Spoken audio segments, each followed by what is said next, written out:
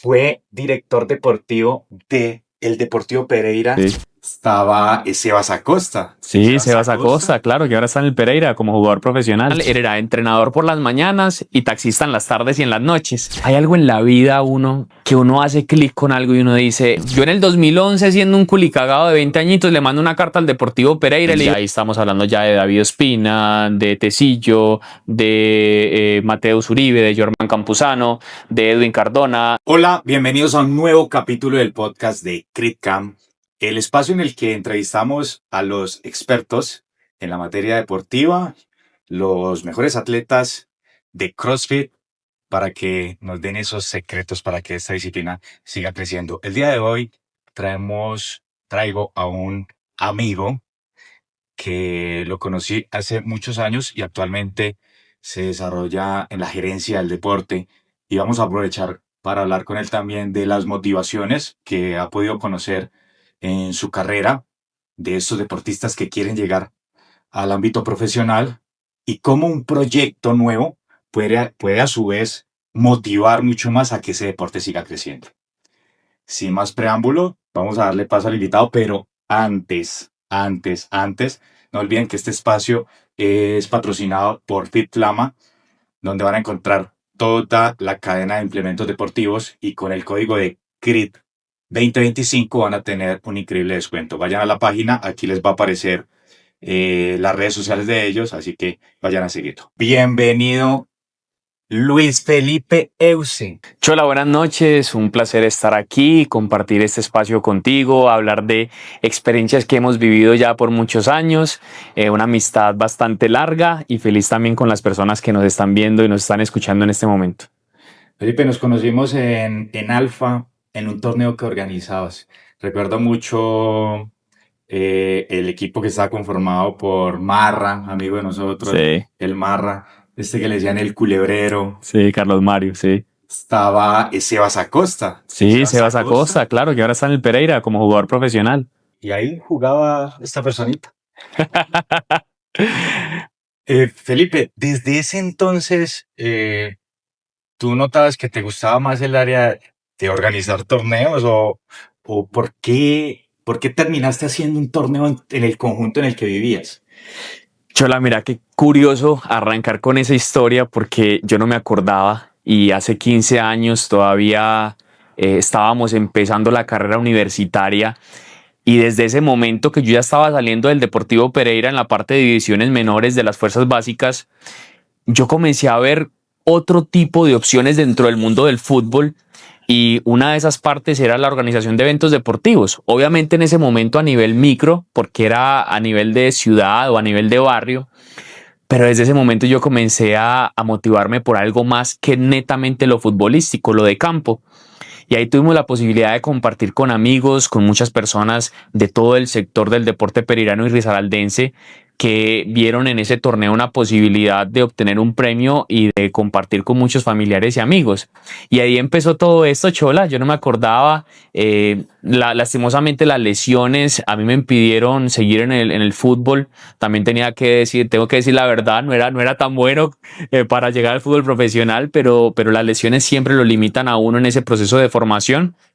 Y desde ahí comenzamos a ver otra etapa de nuestras vidas, a pesar de que empecé la carrera de administración de empresas.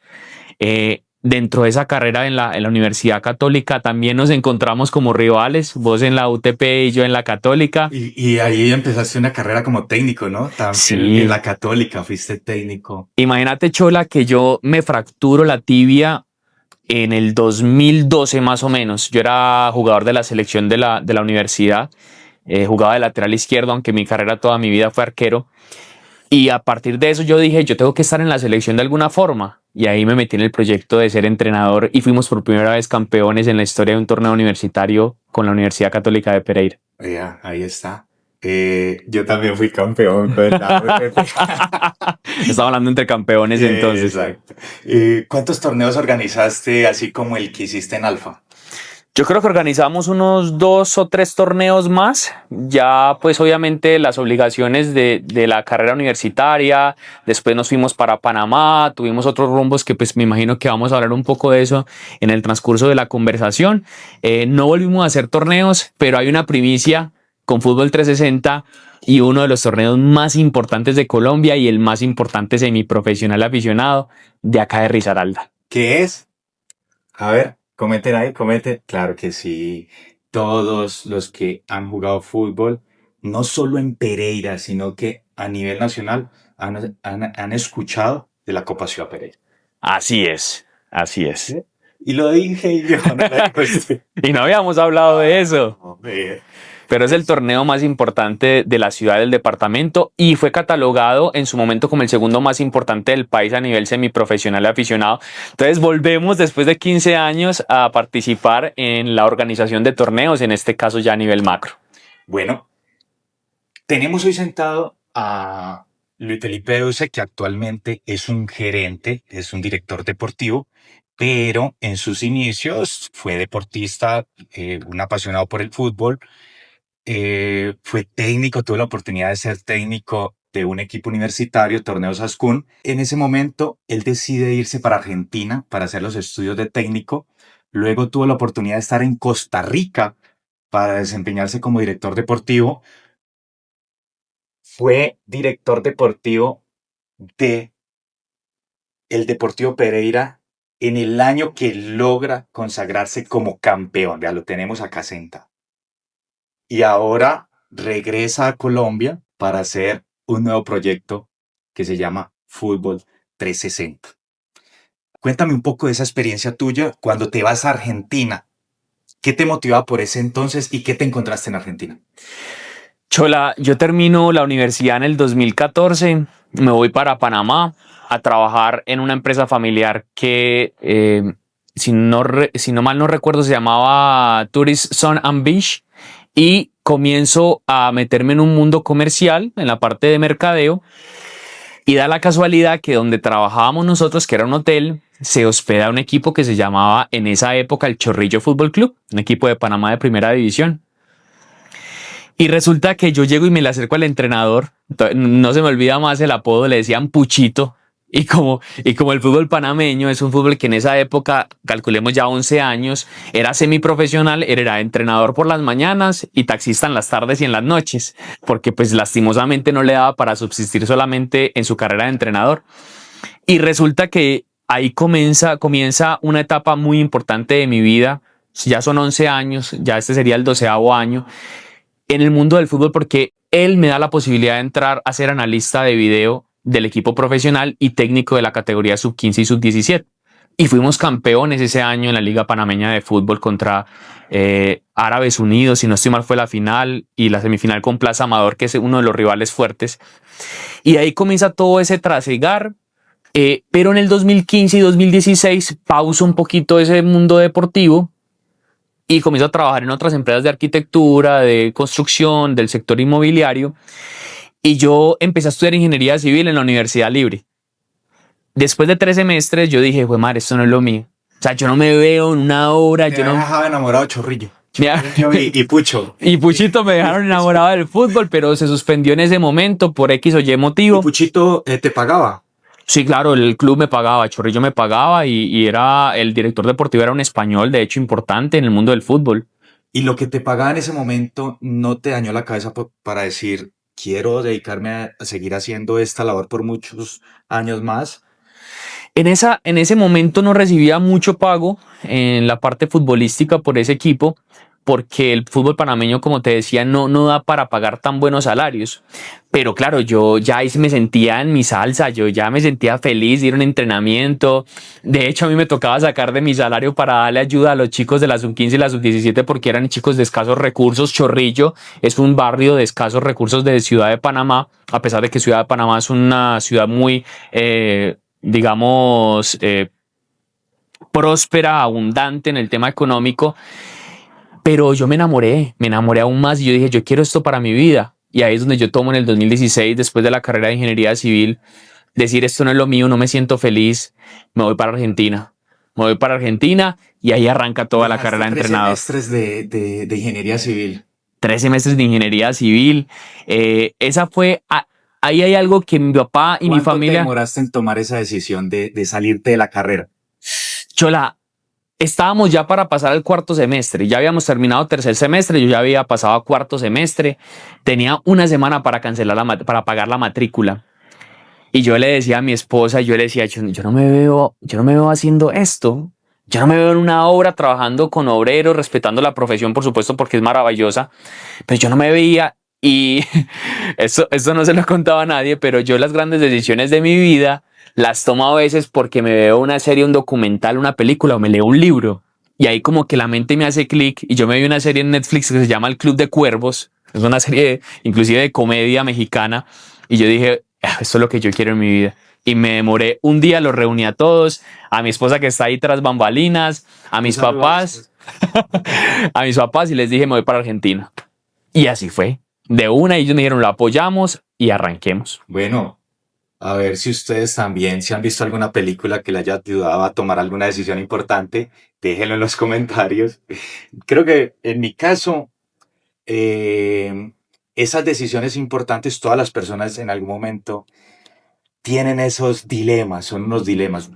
Coincidencialmente, también me retiré la carrera a los 3 semestres de ingeniería eléctrica. Yo hice 3 semestres de ingeniería eléctrica, tomo la decisión.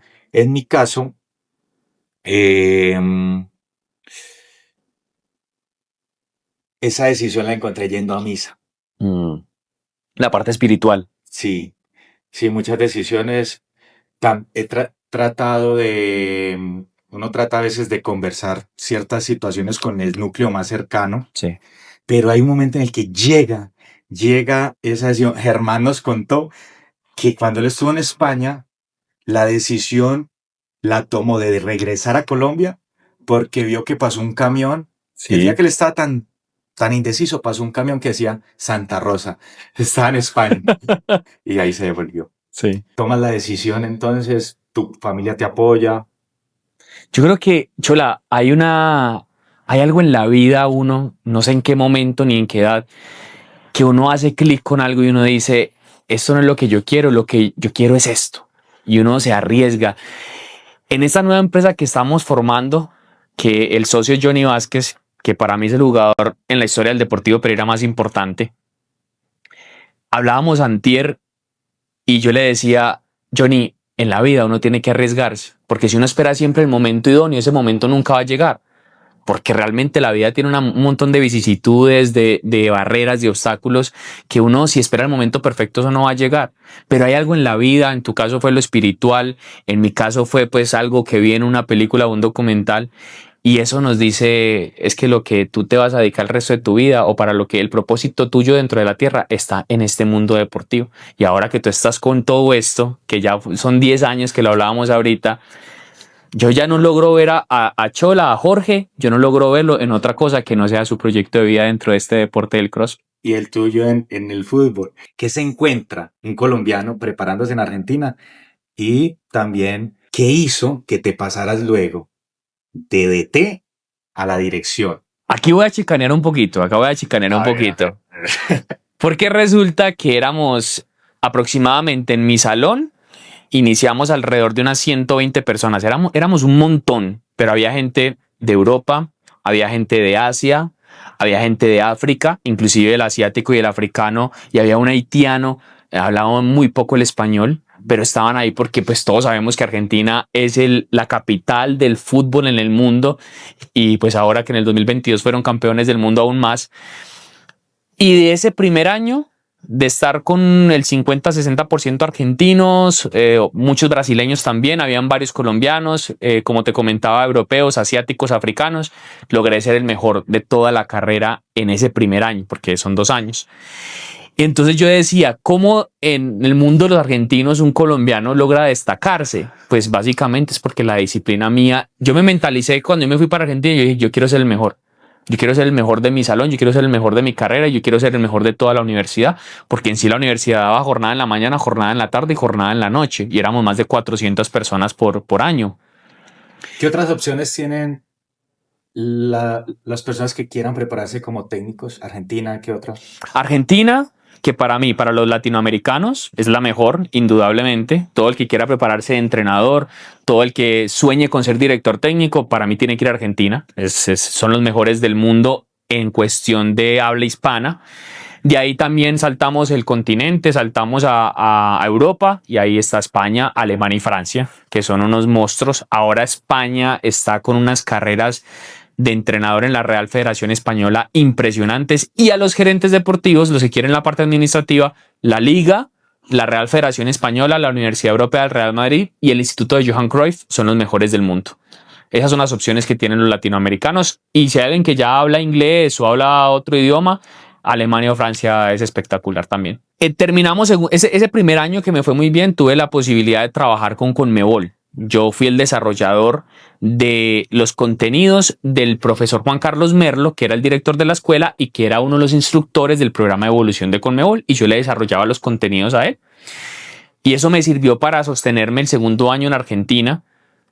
Cuando yo llegué a Pereira en el 2017, a las vacaciones de verano, y yo dije, yo quiero trabajar en el Deportivo Pereira, pues siempre fue mi sueño. Yo en el 2011, siendo un culicagado de 20 añitos, le mando una carta al Deportivo Pereira, le mando una carta y les digo, por favor, se lo suplico, déjeme ser el entrenador del Deportivo Pereira, que yo sé mucho de fútbol y yo quiero llevar al Pereira.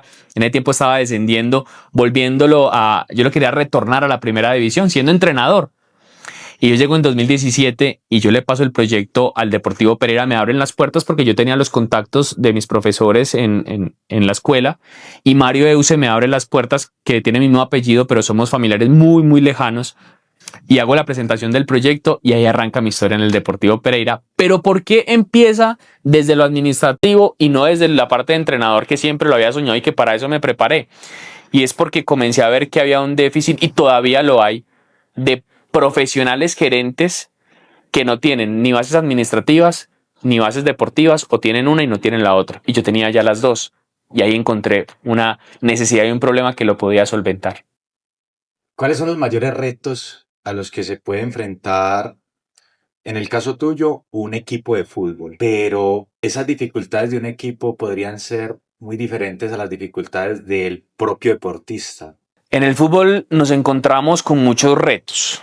Hay retos desde lo deportivo y hay retos desde lo administrativo. También hay retos desde lo político. Hay retos, obviamente, desde lo económico.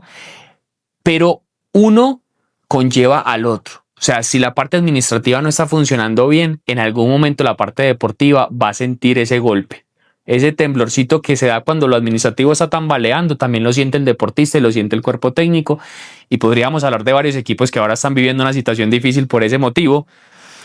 Pero cuando la parte administrativa está sufriendo una calamidad, un momento de crisis, sí también lo sufren los deportistas. Es una cadena, eso va encadenado. Viceversa. Cuando hay una crisis deportiva, no necesariamente hay una crisis administrativa. Entonces, una sí es directamente proporcional, pero la otra no. Pero cuando un deportista entra en crisis, que es el actor principal de la película, porque hay que entender que el futbolista y que el entrenador son los actores principales de la novela, de la película, ahí el resto termina de ir mal. La mayoría de problemas de la institución rondan el tema presupuestal.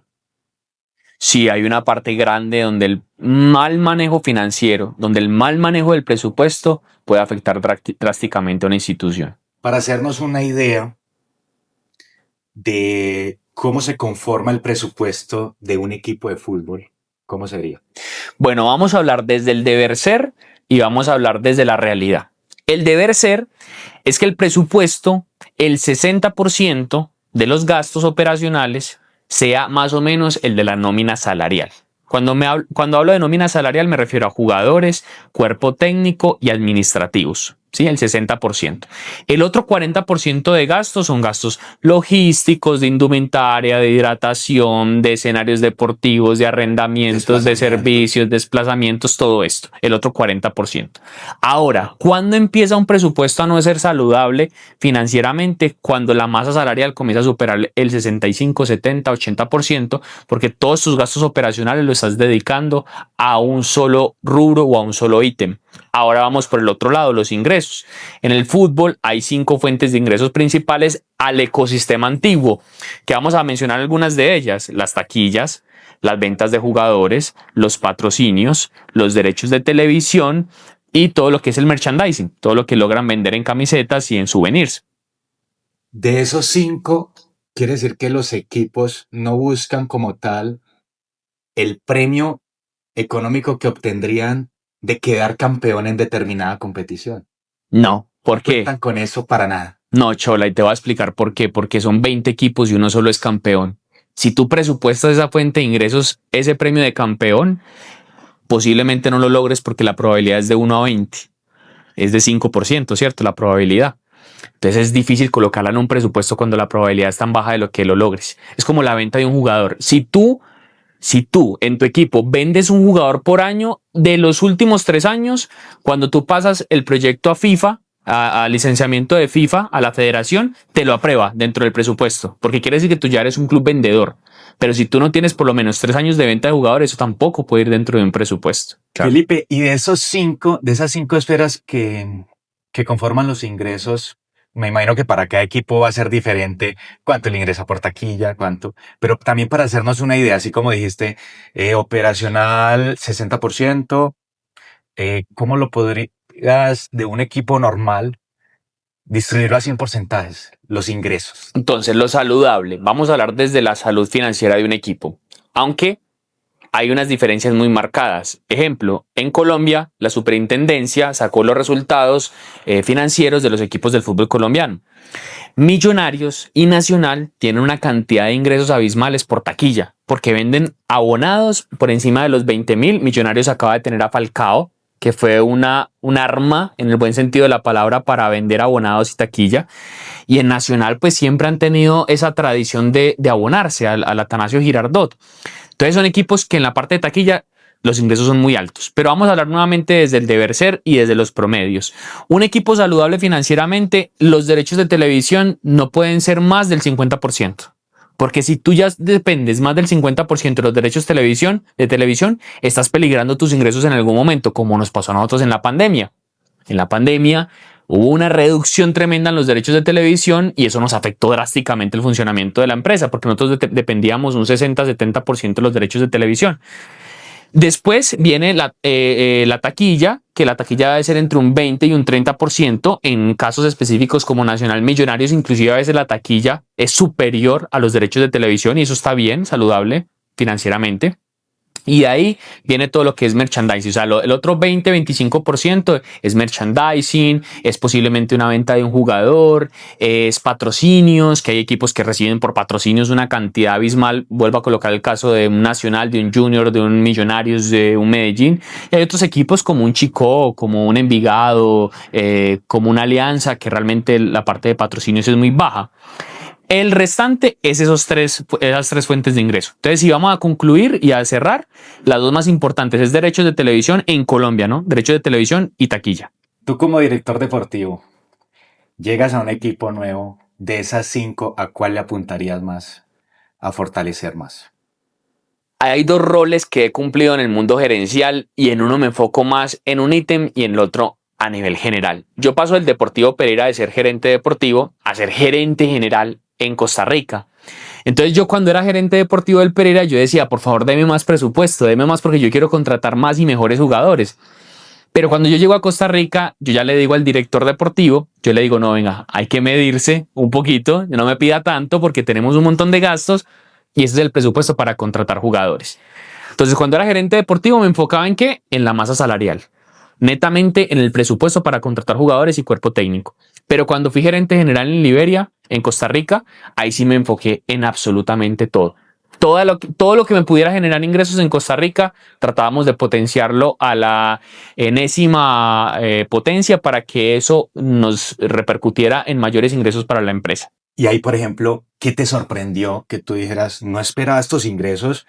Y, oh, sorpresa, mira este informe. ¿En qué aspecto? ¿En Iberia, por ejemplo, en Costa Rica? No, en Costa Rica los derechos de televisión son muy altos. Imagínense que en Costa Rica son alrededor de unos 5 millones de habitantes y son 2 equipos en primera división. Y nosotros recibíamos más ingresos de derechos de televisión en Costa Rica que en Colombia. Y en Colombia somos 50 millones de personas. Y en Colombia somos 20 equipos en la primera división. Y nosotros recibíamos en Costa Rica más ingresos por derechos de televisión que en Colombia. Es una locura. Porque la población es el 10% de la colombiana. Eso me sorprendió. Y me sorprendió mucho que para hacer una liga que no está dentro de las más top de Latinoamérica, aunque es la más importante de CONCACAF, sacando Canadá, Estados Unidos y México, paga muy buenos salarios a los jugadores. Entonces, para colombianos, para argentinos, para brasileños, el mercado costarricense es un mercado muy atractivo.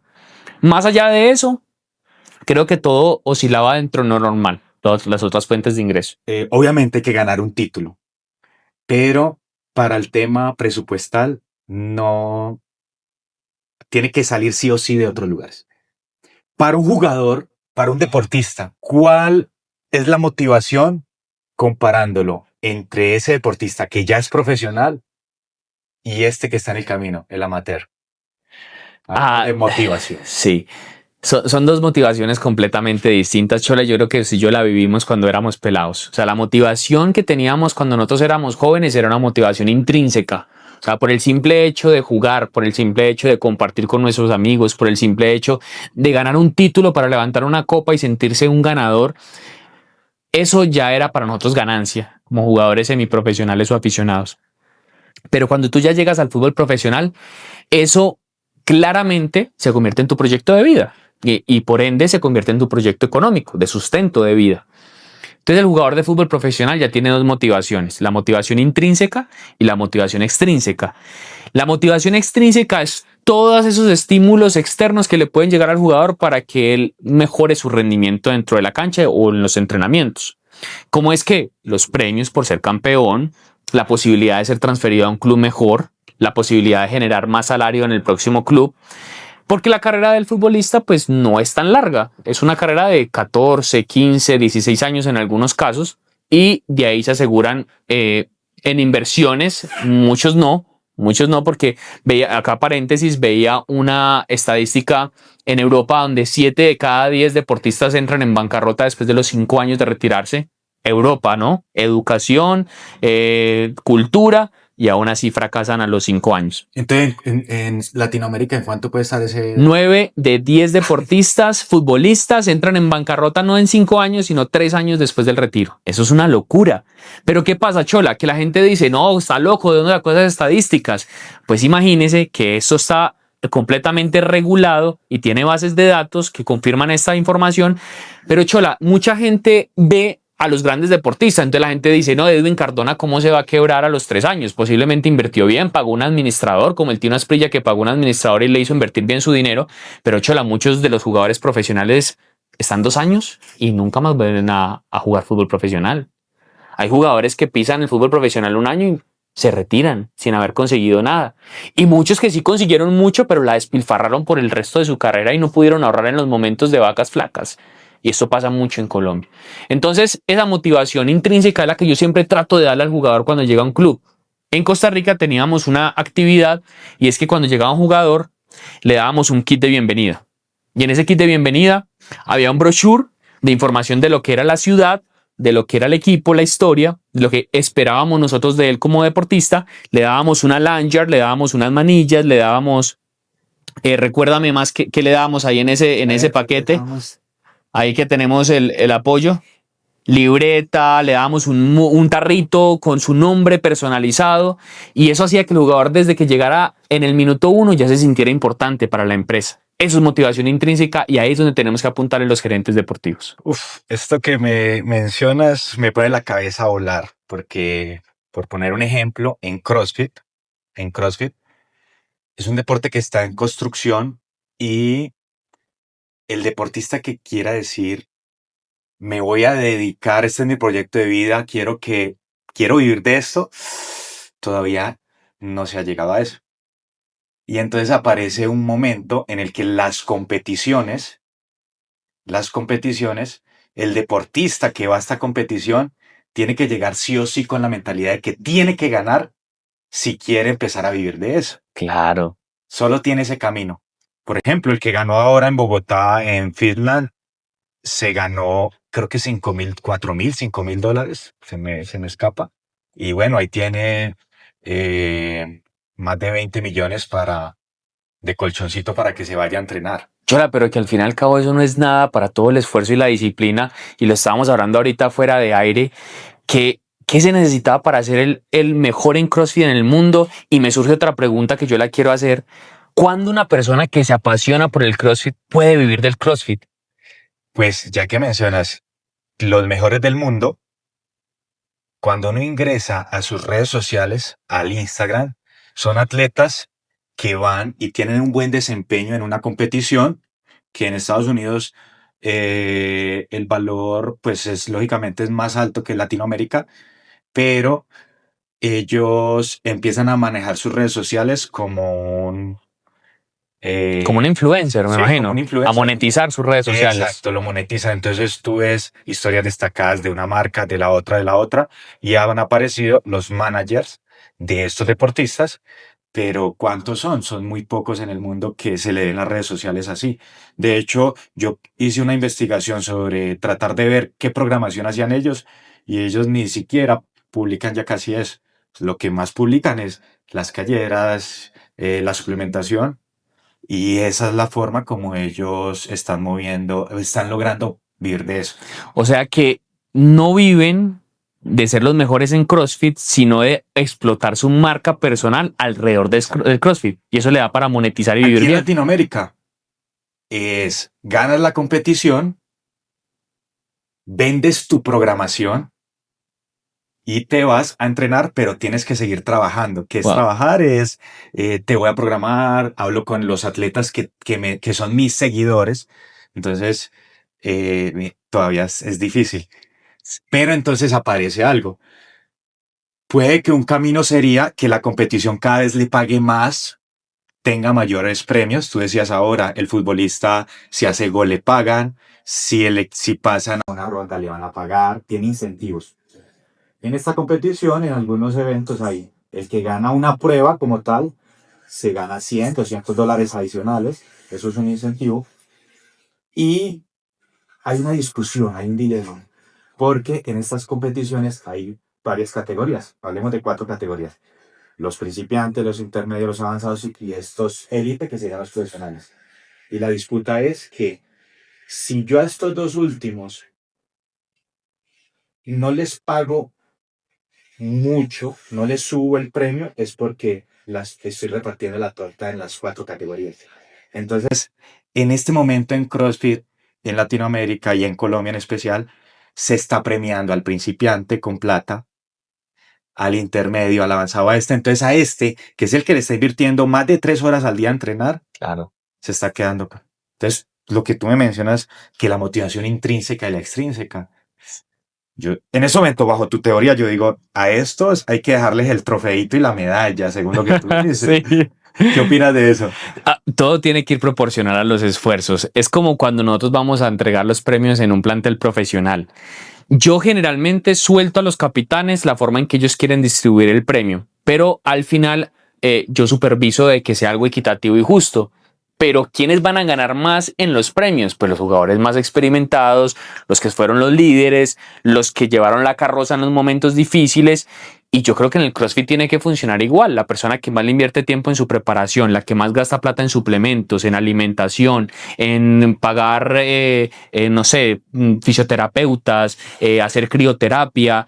Yo creo que esos tienen que tener un beneficio más alto en la competencia. Desde mi ignorancia del CrossFit, yo lo intento relacionar con el mundo del fútbol y creo que ahí tiene que haber un paralelismo para que la premiación y los incentivos económicos, que es la motivación extrínseca, sean más y mejor para las personas que se esfuerzan más. Ahora tú vienes con un proyecto nuevo que es Fútbol 360. Ahora que te mencionaba lo de los atletas, de que estos atletas manejan sus redes sociales como unos influencers. Esa puede ser una de las líneas que tiene 360. Cuéntame un poco de qué trata Fútbol 360. Bueno, Fútbol 360 es una empresa que tiene 3 unidades de negocio. Las 3 unidades de negocio son la representación y asesoría para futbolistas profesionales. Manejamos portafolio de inversiones de ellos, porque acuérdate de lo que hablábamos del tema de bancarrota. Entonces ahí vimos una necesidad y queremos ofrecerle 8 puntos en un sector inmobiliario para que inviertan sus recursos y se aseguren el resto de su vida y tengan un estilo de vida alto. La segunda unidad de negocio son eventos educativos. Ahora estamos con el diplomado Gestión Total del Fútbol, donde tocamos todo el ecosistema deportivo, desde táctica y estrategia, técnica de entrenamiento, reglamento y arbitraje, psicología, coaching deportivo, hasta marca personal, marketing y comunicaciones. y vamos a tener eventos deportivos. Ahora estamos con la Copa Ciudad Pereira, somos el sponsor oficial de la Superliga de la Liga Risaraldense de Fútbol, donde apoyamos jugadores desde los 13 hasta los 17 años del departamento de Tolima, Risaralda, Caldas, Quindío y Valle del Cauca. Y también hacemos eventos deportivos híbridos como eventos de eSports, que es un evento que tenemos para el año 2026. A eso se dedica Fútbol 360, Chola. Y nosotros vemos en esa necesidad de que la gente necesita profesionalizarse al jugador como uno de los actores principales. Y hay una noticia muy bacana, y es que firmamos un convenio con la Asociación Colombiana de Jugadores del Fútbol Profesional Colombiano, con Acolfutpro, y ellos están llevando el mensaje del Diplomado de Gestión Total del Fútbol a todos los jugadores del fútbol colombiano para que profesionalicen, se eduquen, tengan una academia y tengan un rumbo distinto cuando se retiren de ser jugadores profesionales. Sí, señor, por ahí he visto en las redes que se estrena el diplomado y que uno puede tomar o todos los módulos o ver si este fragmento me gusta, puedo tomar solo eso. Mencióname por encima, descríbeme los módulos. El módulo 1 es el módulo de administración y gerencia del deporte. Entonces, alguien que diga, yo me veo más como entrenador, pues ese módulo quizá no me va a llamar tanto la atención, porque tenemos el segundo módulo, que es el módulo de normativa, gobernanza también y de reglamento. Entonces, la persona que diga, yo quiero aprender mucho más de la parte de derecho deportivo, cuáles son los estatutos de FIFA, qué voy a ver en la parte del VAR y la reglamentación, pueden obtener la licencia al segundo módulo o segundo bloque. Hay otro bloque que es de marketing, comunicación y la parte comercial y de marca personal. Hay otro bloque que también es de entrenamiento, de coaching y de psicología deportiva. Y otro módulo, que creo que el primero lo combiné con el segundo, el cuarto módulo, es de dirección técnica de fútbol. La persona que quiera ser director técnico de fútbol tiene que meterse a ese módulo, porque en ese módulo vamos a hablar todo lo que es táctica de estrategia, técnica de entrenamiento, cómo se prepara un club profesional desde la parte de director técnico. Ahí tenemos los 4 módulos resumidos pues en pocas palabras. Ahí está el diplomado para que se inscriba, vaya a las redes sociales de Fútbol 360. Volviendo a las 3 líneas de Fútbol 360, entonces me quedé con la primera, que es deportistas que ya se van a retirar, y para ellos es como que, bueno, ya está, este dinero usted lo podría invertir en el sector inmobiliario. Correcto. Y ahí van a encontrar una rentabilidad. Listo. Creo que ese es claro. El segundo, habías mencionado, el deportista en eventos educativos o todo el ecosistema en eventos educativos. ¿Ese cómo sería? Con el diplomado hemos hecho workshops, hemos hecho webinars, vamos a hacer webinars, vamos a hacer masterclass gratuita, otras pues pagas por los invitados. Entonces todo lo que tenga que ver con academia y con educación lo vamos a ver en esa segunda unidad de negocio. Y el tercero, son estos atletas, estos deportistas que se están proyectando. ¿A qué edades piensan atacar aquí en este tercero? ¿Cuál es la población objetivo allí? Pues imagínese, Chola, que nosotros ya tenemos en este momento en el sistema de scouting unos chicos de 12, 13, 14 y 17 años. Vamos a comenzar a hacer el proceso con ellos desde ya, porque a veces uno espera al jugador profesional cuando se va a retirar o cuando ya están los últimos años de su carrera, y quizá ahí no hay tanto tiempo para maniobrar. Quizás es el presente, la hora, pero uno tiene que ir educando desde la adolescencia, de llegar a ser futbolista profesional y al final pues en el retiro ya estar asegurado. La línea de negocio 3, que son los eventos deportivos, toca algo muy bacano, Chola, y es que no sé si la gente sepa, pero los eSports están avalados este año 2025 por el Comité Olímpico Internacional y van a estar en Los Ángeles en los Juegos Olímpicos del 2028. Descríbelo en más criollito. Estamos hablando de... Sí, toda la gente que le gusta jugar en PlayStation, en Xbox, van a ver Free Fire, van a ver obviamente las de FIFA, que ahora se llama FC25 o FC26, van a ver eSports de tenis, de Fórmula 1.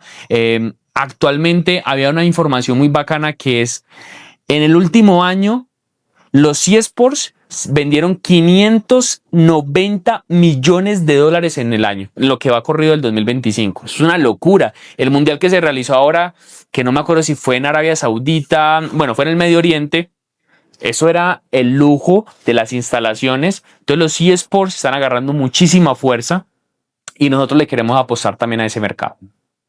Ya es lo nuevo. Hay que estar ahí en lo nuevo, en la tendencia. Euse, hablando de los jóvenes, suponiendo que yo quiero que un deportista llegue a los 20, a los 18 años, siendo muy maduro físicamente y mentalmente, actualmente, ¿cuál es la problemática que se está enfrentando el deporte colombiano?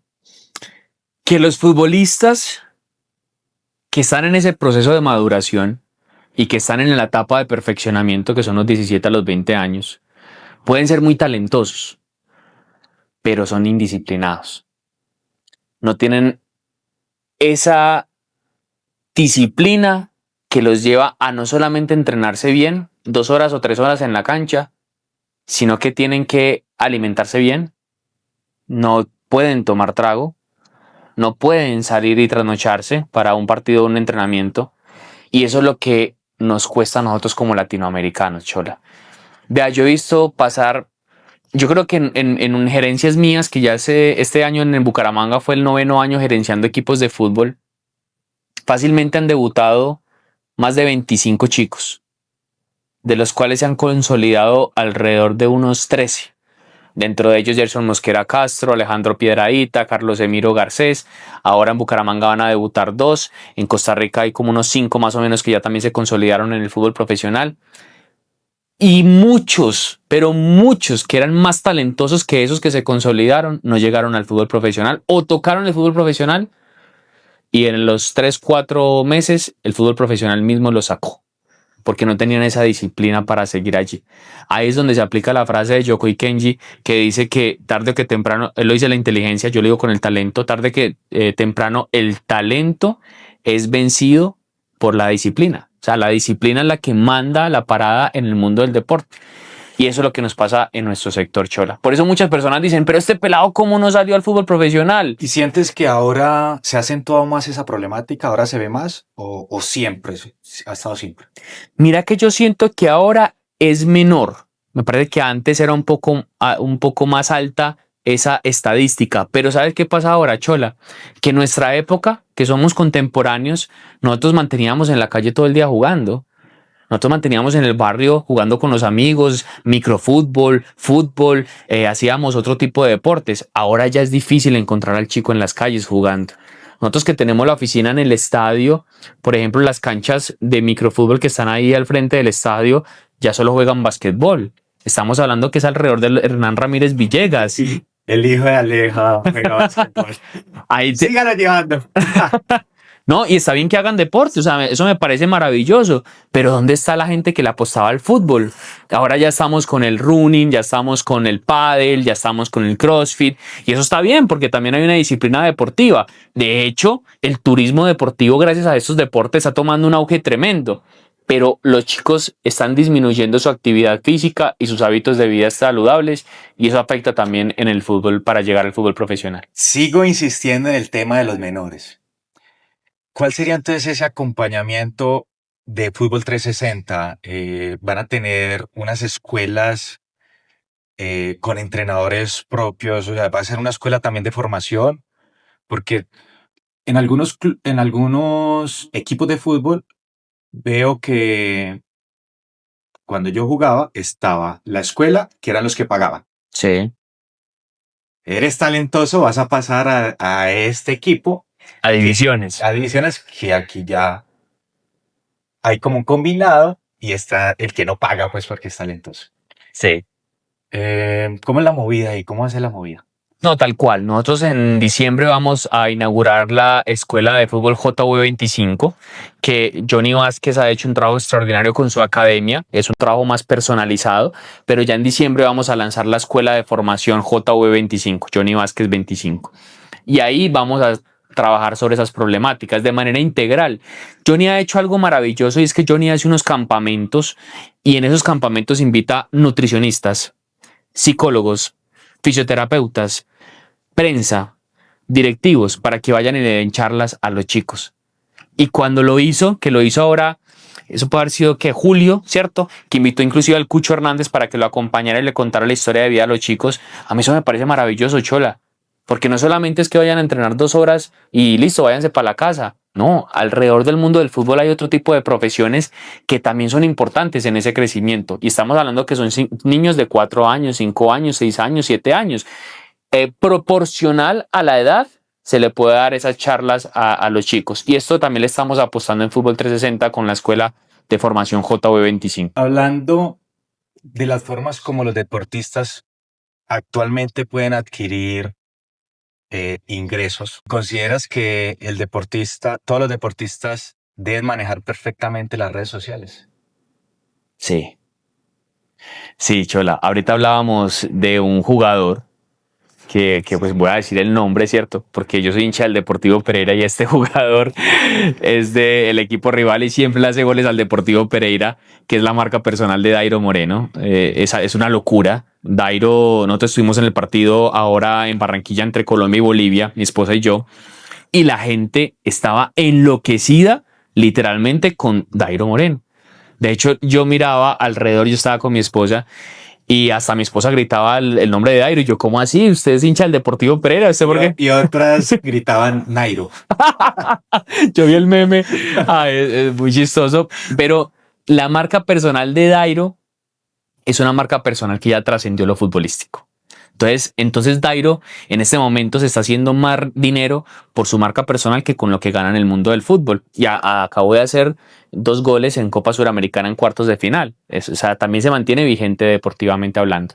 Pero hablando de la marca personal de los deportistas, están las redes sociales. O sea, las redes sociales hacen parte de la vida del deportista. Es como la ventana del deportista.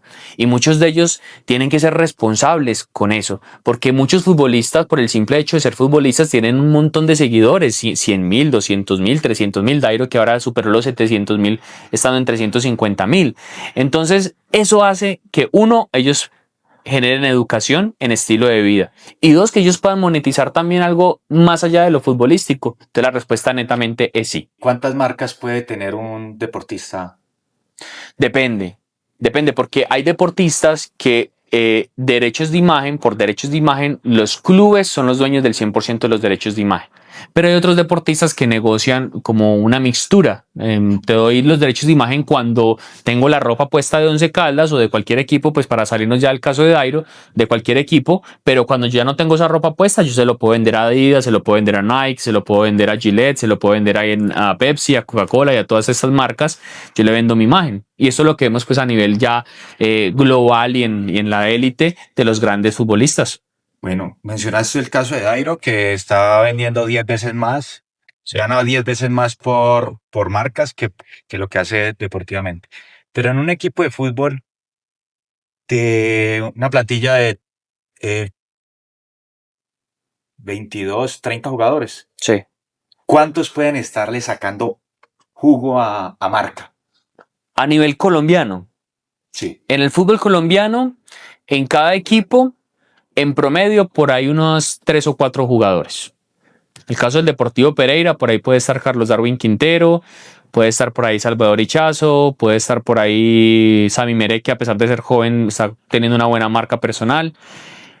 Ya hay otros equipos que tienen más figuras. En el caso de Nacional, ya ahí estamos hablando ya de David Ospina, de Tecillo, de Mateus Uribe, de Jorman Campuzano, de Edwin Cardona, de Morelos, de Marino Nestroza, de Marlos Moreno. O sea, ya estamos hablando de 7, 8 jugadores importantes. Pero en promedio yo podría decir que 3 o 4 jugadores en cada equipo explotan un poco más su marca personal. Bueno, Felipe, muchas gracias por todo lo que nos has contado. Creo que no solo para el fútbol, sino todas las personas que vean este capítulo de diferentes deportes van a encontrar muy buenos argumentos para sustentar ciertas decisiones.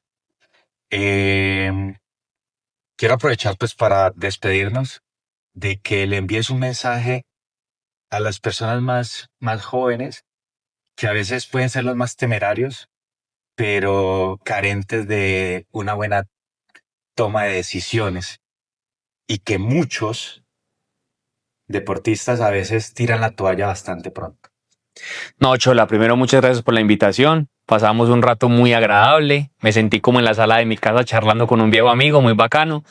Y a los jóvenes, ¿qué les puedo decir? Hemos hablado mucho de las actitudes, de las capacidades que puede tener una persona, de los conocimientos, de las habilidades.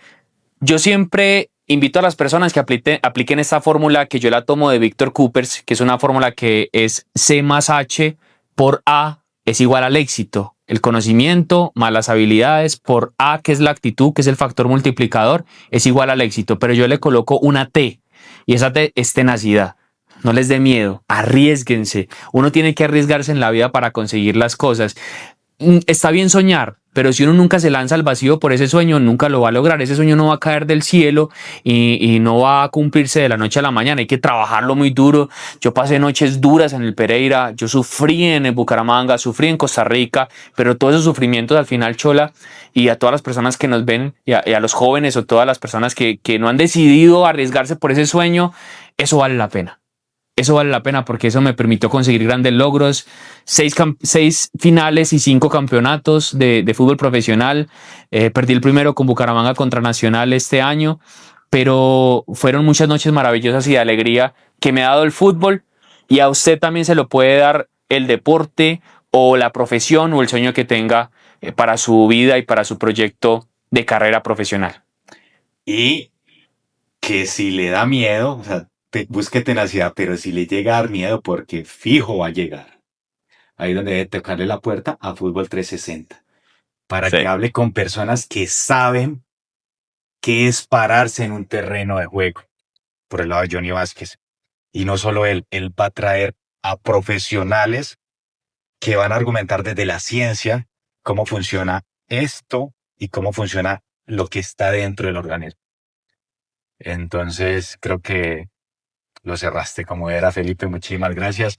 Invitamos a todos para que le den seguir, suscríbanse a este canal, activen la campana para que no se pierdan ningún capítulo del podcast de CritCam. Envíenle esto a muchísimos amigos. Muchas gracias a las marcas patrocinadores, Fit Flama, Llama el Corazón, a Camilo Montesmal, que estuvo ahí atrás, a Mafio Capo, que ya estoy vivo, la Alejita Marina ahí. Chao. Chao.